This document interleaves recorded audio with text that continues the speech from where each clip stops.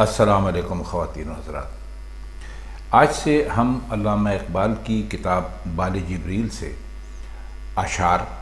مشکل الفاظ کے معنی اور ان کا مطلب آپ کی خدمت میں پیش کرنے کی کوشش کریں گے۔ اس ضمن میں ہم ایک بات آپ سے عرض کرتے چلیں کہ جب ہم کلام غالب کے بارے میں بات کر رہے ہیں تو ہمیں ایک دوست نے کہا کہ یہ تشریح بہت سادہ ہے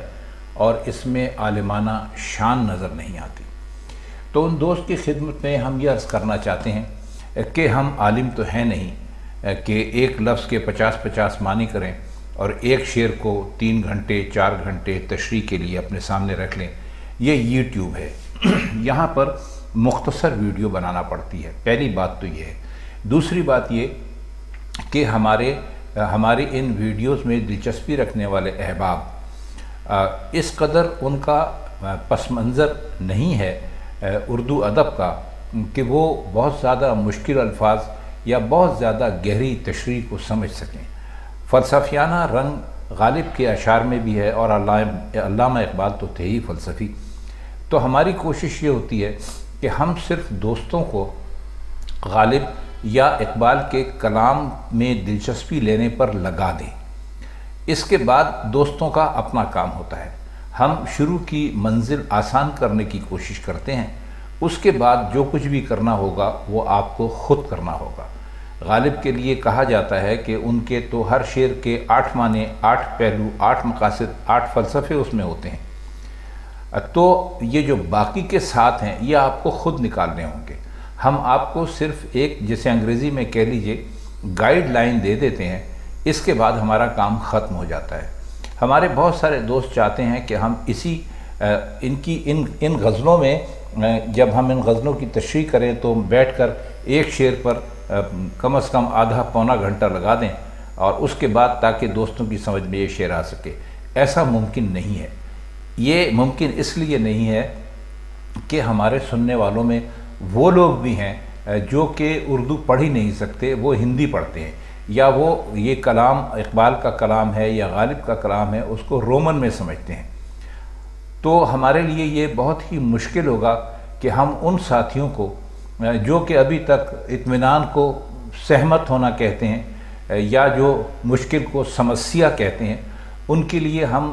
عربی یا فارسی کے موٹے موٹے الفاظ بولیں۔ تو امید ہے کہ آپ کی سمجھ میں یہ باتیں آ گئی ہوں گی۔ تو جو کچھ بھی ہم یہاں پیش کر رہے ہیں وہ آسان ترین لفظوں میں صرف اسی لیے ہے کہ وہ ہمارے سب سننے والوں کی سمجھ میں آ جائے۔ ہمارے بے شمار سبسکرائبرز ہیں اور ہم یہ زیادتی نہیں کر سکتے کہ ان تمام سبسکرائبرز میں سے چند حضرات کو چن لیں اور ان کی خدمت میں بہت موٹے موٹے الفاظ کے ساتھ ان شاعروں کی تشریحات پیش کریں تاکہ صرف وہی سمجھ سکیں اور باقی لوگ نہ سمجھ سکیں۔ یہ بڑی زیادتی ہوگی۔ یہ تمہید کچھ لمبی ہو گئی لیکن یہ بہت ضروری تھی تاکہ ہم آپ کو بتا سکیں کہ ہم یہاں پر صرف اور صرف ایک گائیڈ لائن دینے کے لیے بیٹھے ہیں۔ اس کے بعد ان شعرا میں اگر آپ کو دلچسپی ہے تو آپ ان کے کلام کو پڑھیے اور ان کے کلام کو خود سمجھنے کی کوشش کیجیے۔ تو آج ہم علامہ اقبال کے کلام سے ایک بہت ہی مشہور ان کا کلام ہے، وہ آپ کی خدمت میں پیش کر رہے ہیں۔ اس کا پہلا شعر ہے: گیسوئے تابدار کو اور بھی تابدار کر، ہوش و خرد شکار کر، قلب و نظر شکار کر۔ گیسو کہتے ہیں بالوں کو یا زلفوں کو، اور تابدار کہتے ہیں بہت چمکدار کو، خرد کہتے ہیں عقل کو، اور قلب و نظر آپ جانتے ہیں کسے کہتے ہیں، قلب دل کو کہتے ہیں اور نظر نگاہ کو کہتے ہیں۔ تو وہ یہ فرماتے ہیں اس شعر میں، یہ شعر اصل میں یہ تقریباً سب کی تمام جو یہ نظم ہے یہ ہے عشق حقیقی، یعنی اس میں اللہ تعالیٰ کی ذات کو شاعر نے مخاطب کیا ہے۔ تو فرماتے ہیں کہ اے میرے محبوب، یعنی مخاطب خدا تعالیٰ کی ذات ہے، تو اپنی تابدار زلفوں کو اور بھی تابدار بنا دے۔ دیکھیے، زلفوں کو عموماً زلفیں کالے رنگ کی ہوتی ہیں، تو ان کو تابدار کیسے بنایا جا سکتا ہے، ان کو چمکدار کیسے بنایا جا سکتا ہے؟ ظاہر ہے کہ ان کی مراد ان کو بنانے اور سنوارنے میں ہے۔ زلفوں کو جس طرح بھی سنوارا جا سکتا ہے اس انداز سے کہ وہ زیادہ سے زیادہ خوبصورت لگیں، تو یہاں پر مراد زلف نہیں ہے یا بال نہیں ہے محبوب کے، یہاں پر مراد وہ راستے ہیں، وہ طریقے ہیں، وہ طور ہیں، وہ قدرتیں ہیں، وہ صنعت ہے خداوند تعالیٰ کی، جس کے لیے وہ کہہ رہے ہیں کہ بھئی اس کو آپ اور بھی اگر چاہیں تو انسان کی حیرت کا باعث بنا سکتے ہیں۔ اور اب جو انہوں نے آگے یہ کہا ہے کہ یہ جو ہے اور بھی تابدار کر کا مطلب یہ بھی ہو سکتا ہے کہ اگرچہ ان میں پہلے ہی بڑے پیچ و خم ہیں تو ان میں اور اضافہ کر دے، مطلب یہ کہ میں تیری صنائی سے، قدرت کی صنائی سے جتنا زیادہ مظاہر قدرت ہیں ان سے جتنا زیادہ میں حیران ہوں، تیرے لیے کچھ مشکل نہیں ہے کہ تو اسے مزید حیرت کا سامان میرے لیے بنا دے، اور میری عقل اور سمجھ، میرے دل اور نگاہ سب کو زلفوں کے دام میں الجھا کر شکار کر لے، یعنی میری ہر شے قبضے میں لے لے اور مجھے اپنی ذات میں گم کر دے۔ دیکھیے یہ مظاہر قدرت یا قدرت نے جس طرح کہ اللہ تعالیٰ کی ذات نے اس کائنات کا اور خاص طور پر اس دنیا کا جس میں ہم رہتے ہیں جو ایک طریقہ اس کو چلانے کا ترتیب دے رکھا ہے، شاعر کا اشارہ اسی کی طرف ہے، اور وہ یہی شاعر یہی کہتا ہے اللہ تعالیٰ کی ذات سے مخاطب ہو کر کہ ہماری تو عقل اور ہماری سمجھ اور ہماری جو ہوش اور حواس ہر چیز ہیں وہ پہلے ہی بہت حیران ہیں، اور پہلے ہی ان کی سمجھ میں کچھ نہیں آتا کہ تیری اس صنعت کو دیکھ کر وہ کیا کہیں، وہ کیا کرے، وہ کیا نہ کرے۔ تو وہ کہتے ہیں کہ تو قادر ہے ہر چیز پہ، اور ہر چیز جو ہے وہ تیری اتنی حیران کر دینے والی ہے، اور میں یہ چاہتا ہوں کہ تو اپنی مہربانیوں اور تو اپنی حیرتوں کا سلسلہ مجھ پر اور زیادہ کھول دے اور زیادہ عام کر دے، اور اس کے دام میں، اس کے جال میں مجھے شکار کر لے، اور میری ہر چیز اپنے قبضے میں لے لے اور مجھے اپنی ذات میں گم کر دے۔ دیکھیے آپ نے سنا ہوگا کہ کہا یہ جاتا ہے، لوگ کہتے ہیں کہ جس نے اپنے آپ کو پہچان لیا اس نے خدا کو پہچان لیا۔ تو علامہ اقبال کے کہنے کا مطلب یہی ہے کہ میں انسان ہوں، لیکن میں انسان کی اس عظمت کو ابھی تک نہیں پہنچا ہوں جس پر پہنچنے کے بعد انسان خدا کو پہچان لیتا ہے۔ تو کہتے یہی ہیں اللہ تعالیٰ سے کہ مجھے وہ عرفان عطا کر دے، وہ مجھے سمجھ عطا کر دے کہ میں تیری ذات کو میں گم ہو کر تیری ذات کو پہچاننے لگ جاؤں۔ تو اس کے لیے مجھے پہلے اپنے آپ کو پہچاننا ہوگا، اور یہ ایک دعا ہے ایک طرح سے۔ اگلا شعر ہے، عشق بھی ہو حجاب میں، حسن بھی ہو حجاب میں، یا تو خود آشکار ہو یا مجھے آشکار کر۔ حجاب کہتے ہیں پردے کو، یہ آپ کو پہلے سے اچھی طرح معلوم ہوگا، غالب کے جو اشعار کی ہم تشریح کرتے رہے ہیں تو یہ لفظ کتنی مرتبہ آیا اور ہم نے اس کے معنی آپ کو بتائے۔ اور آشکار کہتے ہیں ظاہر ہونے کو، سامنے آنے کو۔ تو مخاطب وہی اللہ تعالیٰ کی ذات ہے اس نمبر 2 شعر میں بھی، اور اسی سے مخاطب ہیں کہ اے میرے محبوب، بھلا یہ بھی کوئی بات ہے کہ عشق پردے میں ہو اور حسن بھی پردے میں ہو؟ تو حسن ہے تو اپنے چہرے سے پردہ اٹھا دے اور ظاہر ہو جا، یا مجھے ظاہر کر دے تاکہ میں عشق کے جوہر دکھا سکوں۔ بات وہی کرنے کی کوشش کر رہے ہیں، دعائیہ ایک طرح سے خواہش ہے کہ اللہ تعالیٰ کی ذات کو بے حجاب دیکھنا چاہتے ہیں۔ یہ ہم نے آپ کو غالب میں بھی کافی تصریح کے ساتھ ہم یہ بات آپ کو بتا چکے ہیں، غالب کے جب ہم مطالب کر رہے تھے اس میں بھی، کہ حسن کیوں چاہتا ہے کہ عشق کیوں چاہتا ہے کہ حسن اس کے سامنے آئے، اور اگر حسن پردے میں رہے گا اور عشق بھی پردے میں رہے گا تو وہ سلسلہ بن نہیں پائے گا، وہ کہانی بن نہیں پائے گی جس سلسلے یا جس کہانی کو عاشق بنانا چاہتا ہے یا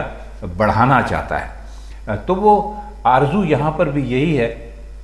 فرماتے ہیں کہ جو میرا عشق ہے تیری ذات سے وہ بھی تیری مرضی کے مطابق چھپا ہوا ہے، اور جو تیرا حسن ہے وہ بھی میرے سامنے نہیں ہے، تو یا تو پھر اس طرح کر کے مجھے اس بات کی توفیق دے دے کہ میں تیرے عشق کا برملا اظہار کر سکوں، یا تو سراپا حسن ہے، میرے سامنے آ جا۔ یہ کوئی بات نہیں ہوئی کہ عشق بھی پردے میں ہو اور حسن بھی پردے میں ہو، یہ بات جو ہے میری تسلی کے لیے کافی نہیں ہے۔ شعر نمبر 3 ہے، تو ہے محیط بے کراں، میں ہوں ذرا سی آبجو، یا مجھے ہم کنار کر یا مجھے بے کنار کر۔ محیط کا مطلب ہوتا ہے کسی بھی چیز کو اپنے گھیرے میں لیے رہنا، اور بے کراں کہتے ہیں جس کا کوئی اندازہ نہ ہو، جو بہت ہی زیادہ ہو، آپ کی سمجھ سے بھی زیادہ۔ جیسے آپ آسمان کو دیکھتے ہیں تو آپ کہہ سکتے ہیں کہ آسمان اور زمین، یا آسمان اور آپ کی آنکھ کے درمیان جو کچھ بھی ہے وہ بے کراں ہے، کیونکہ وہ بے شمار ہے، آپ نہیں جانتے وہ کتنا ہے، تو اس کو بے کراں کہتے ہیں۔ اور آبجو جو ہے وہ کہتے ہیں ندی کو، اور ندی بھی چھوٹی ندی کو کہتے ہیں آبجو۔ آپ پانی کو کہتے ہیں تو اسی سے آپ اس کو سمجھ لیجئے۔ تو فرماتے یہ ہے کہ اور ہم کنار جو ہے، ہم کنار کہتے ہیں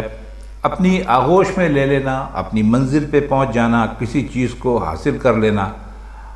اور بے کنار کہتے ہیں وہی، اس کو بھی آپ یہاں پر بے کراں کے معنوں میں سمجھ سکتے ہیں۔ تو فرماتے یہ ہیں اللہ تعالیٰ سے کہ تیری ذات ایسی ہے جو کہ ہر چیز پر چھائی ہوئی ہے، قادر ہے، اور میری مثال ایسی ہے کہ جیسے کوئی چھوٹی سی ندی ہوتی ہے۔ تو یہاں بھی اسی خواہش کا اظہار ہے کہ یا تو اللہ تعالیٰ سے کہتے ہیں کہ تو ایک ایسا یعنی سمندر ہے جس کے کنارے کا کچھ پتہ نہیں ہے، اور میں ذرا سی ندی ہوں، تو مجھے اپنی آغوش میں لے لے تاکہ میں بے کنار بن جاؤں، یا مجھے کو وسعت دے کر بے کنارہ کر دے۔ اب اس میں آرزو وہی ہے کہ اللہ تعالیٰ کی ذات میں گم ہو جانا چاہتے ہیں، یا کہتے ہیں کہ پھر مجھے بھی ایسا ہی بڑا بنا دے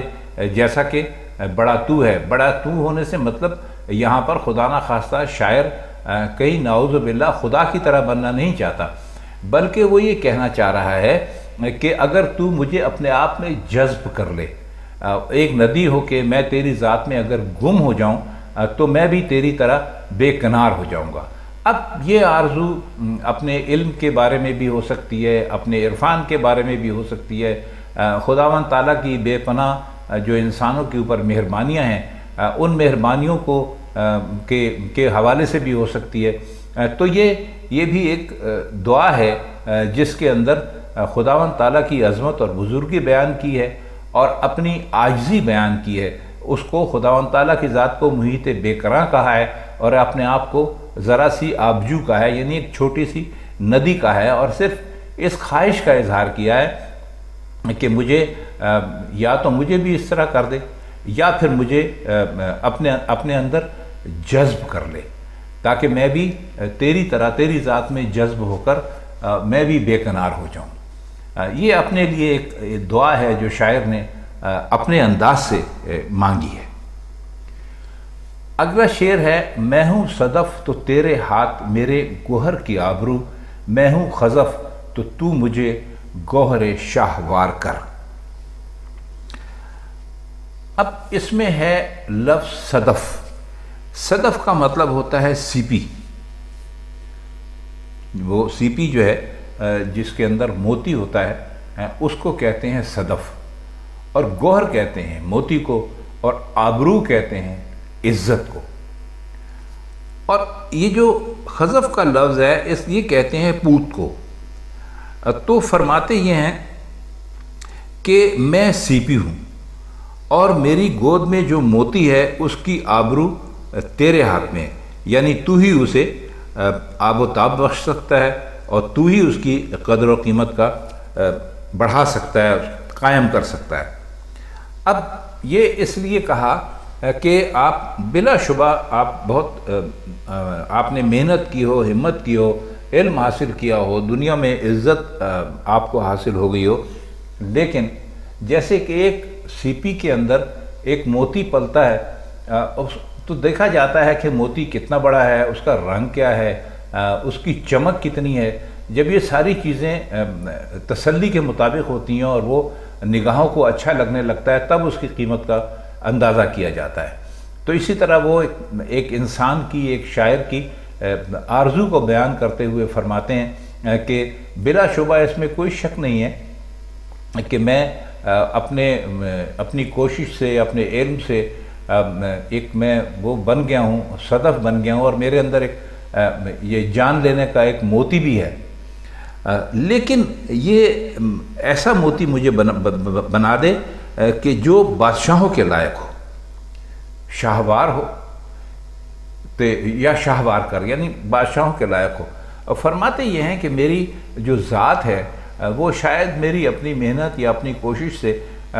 کسی حد تک تو بن گئی ہے، لیکن جیسے کہ ایک موتی کے اندر چمک پیدا کی جاتی ہے، ایک موتی کے اندر رنگ پیدا کیا جاتا ہے، ایک موتی کا وزن مقرر ہوتا ہے، اسی طرح فرماتے ہیں کہ اگر تو چاہے تو میں بھی ایک ایسا موتی بن سکتا ہوں جو بادشاہوں کے جو پگڑیاں ہوتی ہیں ان میں سجتا ہے۔ کیونکہ آپ جانتے ہیں بادشاہ اپنے جو تاج ہوتا ہے اس کے اندر موتی لگاتے تھے، تو یہ کسی موتی کے لیے بڑی عزت کی بات ہے کہ وہ کسی بادشاہ کے تاج میں یعنی لگے، یعنی اس کے سر سے اوپر وہ جگہ لے لے۔ شعر ہے نغمہ نو بہار اگر میرے نصیب میں نہ ہو، اس دم نیم سوز کو طائر کے بہار کر۔ نغمہ نو بہار، اب اس میں یہ سمجھ لیجئے نئی بہار کے نغمے، یعنی خوشی کے موقع، تو میرے یعنی جو ادجلا، یعنی اس دم نیم سوز ادجلا سانس، اور طائرک کہتے ہیں پرندے کو۔ اچھا، فرماتے یہ ہیں اللہ تعالیٰ سے کہ تو نے مجھے مطلب یہ ہے کہ اگر نئی بہار کے نغمے میری قسمت میں نہیں ہیں تو میرے اد جلے سانس کو بہار کی خوشخبری دینے والا پرندہ ہی بنا دے۔ اب اس میں ذرا غور کرنے کی بات یہ ہے کہ علامہ اقبال نے یہ شعر کیوں کہا۔ مطلب یہ ہے کہ میری عمر مسلمانوں کو دنیا میں اثر نو عروج کی منزل پر پہنچانے کے لیے وقف رہی۔ ظاہر ہے کہ آپ جانتے ہیں کہ علامہ اقبال اپنے کلام کے ذریعے سے بھی اور جو ان کی سیاسی مصروفیات تھیں اس کے ذریعے سے بھی ان کی بڑی خواہش تھی، ان کی ساری شاعری اس سے بھری پڑی ہے کہ وہ چاہتے تھے کہ مسلمان کسی طرح اپنا گزرا ہوا عروج دوبارہ حاصل کر لیں۔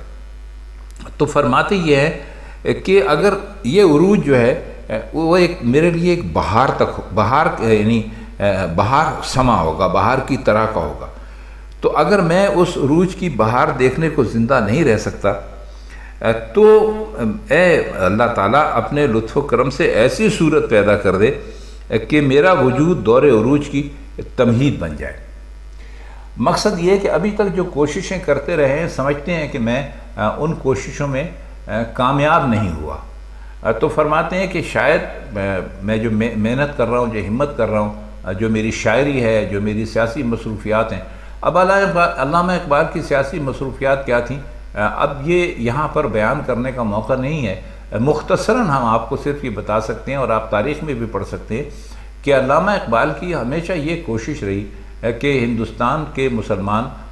تو اپنی جگہ، دنیا بھر کے مسلمان اپنا کھویا ہوا وقار، دبدبہ اور اپنا عروج حاصل کر لیں۔ تو فرماتے ہیں کہ اگر میں وہ عروج دیکھنے کے لیے زندہ نہ رہوں تو کم از کم میرا نام اس عروج کے لیے کوشش کرنے والے یا اس کی خواہش کرنے والے لوگوں میں ضرور شامل ہو جائے۔ شعر ہے اور یہ بہت ہی مشہور ہے۔ باغ بہشت سے مجھے